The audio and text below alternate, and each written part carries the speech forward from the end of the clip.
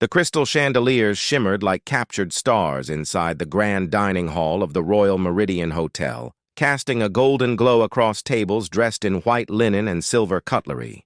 Laughter, polished and hollow, floated through the air. Laughter of people who had everything, and yet found joy in mocking those who had nothing.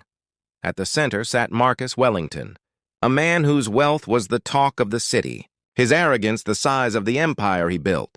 Beside him sat a royal investor from Dubai, his calm demeanor contrasting Marcus's loud, theatrical presence. And then, standing before them, trembling slightly as she held a basket of red and white roses, was a young waitress named Layla. Marcus pointed at her, grinning widely.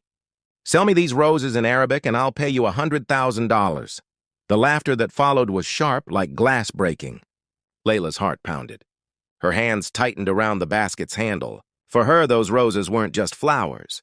They were part of a small favor for the restaurant owner, a side task to earn an extra tip to send home to her family in Syria.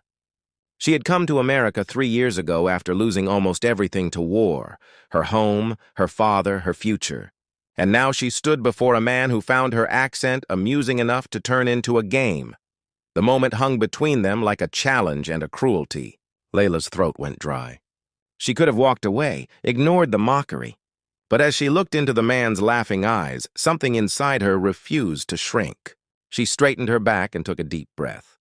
The clinking of glasses faded, the chatter dimmed, and even the royal investor beside Marcus turned to watch. Layla began to speak.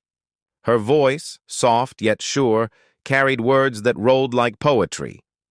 "Ashtari hadihi al-wurud bihub wa amal li annaha tu'adith al-insan qabla al-aql." The words flowed in perfect Arabic, elegant and musical.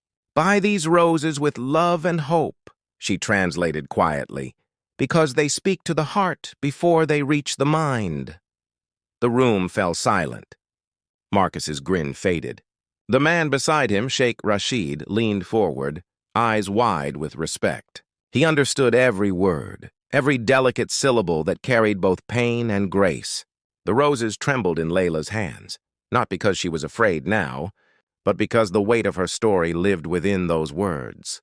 When she finished, there was a stillness so deep that even the chandeliers seemed to stop swaying. Marcus, once mocking, now sat frozen, his laughter swallowed by awe. It wasn't just her fluency that stunned him. It was the tone, the dignity, the pain wrapped around every word. He had expected broken English, awkward attempts, maybe embarrassment. Instead, he had been handed a lesson in humility by a girl who refused to be small. Sheikh Rashid broke the silence first, standing slowly and placing a hand over his chest in the Arabic gesture of respect. "Your words," he said softly, "carry the soul of a poet." Marcus's throat tightened as he looked at her. He didn't speak. He simply reached for his wallet, pulled out a checkbook, and scribbled something down. Then, without a word, he handed her the check. When she glanced at it, her eyes widened. $100,000. Her lips parted, unsure whether to refuse or cry. Marcus stood abruptly, his face pale.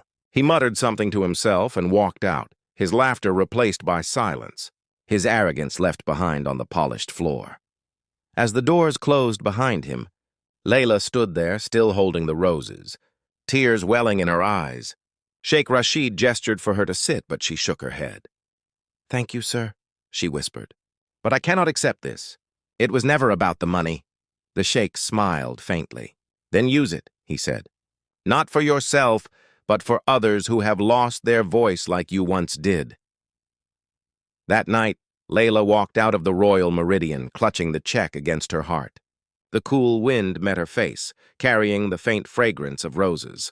She stopped at a park bench nearby and sat down, the city lights reflecting in her tears. Memories came flooding back, the sound of explosions. Her father's arms shielding her as their home crumbled, her mother whispering prayers through nights of hunger. She had come so far from the dust and despair, and yet it took one cruel joke to remind her how fragile her dignity had once felt. But something inside her had changed. The roses she held were no longer just flowers. They were symbols of her strength, her resilience, her refusal to be broken by cruelty disguised as laughter. She decided then that she would turn this moment into something beautiful.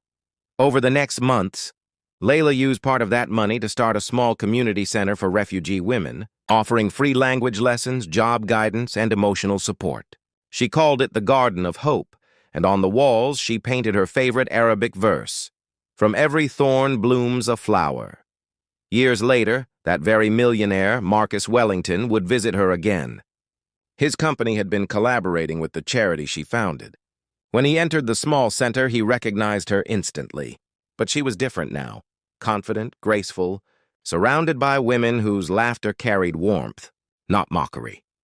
He stood silently at the doorway, his eyes wet, and when she turned to see him, he simply said, "You changed me." Layla smiled softly, her voice calm and steady. "No, Mr. Wellington," she said. "You changed yourself the moment you decided to listen instead of laugh."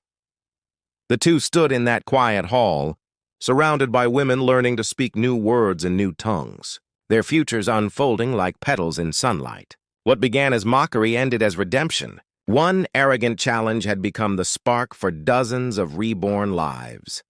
As the final image lingers, a young woman standing in her garden surrounded by blooming roses, whispering to the wind, "Every word has power. Every kindness has wings."